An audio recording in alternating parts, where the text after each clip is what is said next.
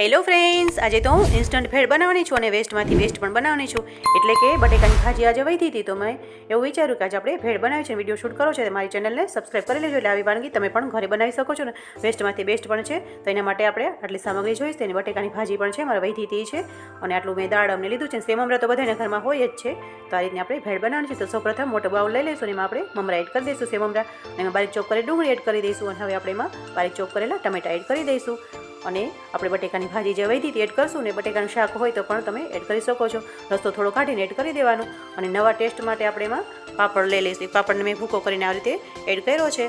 અને આપણે બધું મિક્સ કરી દઈશું. અને હવે લાસ્ટમાં આપણે સેવ સ્પ્રિંકલ કરી દેવાની છે. અને બાઉલમાં મેં સર્વ કરી લીધું છે. ને બહુ મસ્ત ચટાકેદાર ભેળ લાગે છે.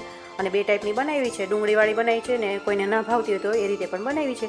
અને ફટાફટ 5 મિનિટમાં બની જાય ભેળ છે. તો આટલી ભેળ સરસ તમે પણ બનાવી શકો છો. મને કમેન્ટ કરીને જરૂરથી કહેજો કેવી બની છે આપણી ભેળ. Thank you for watching.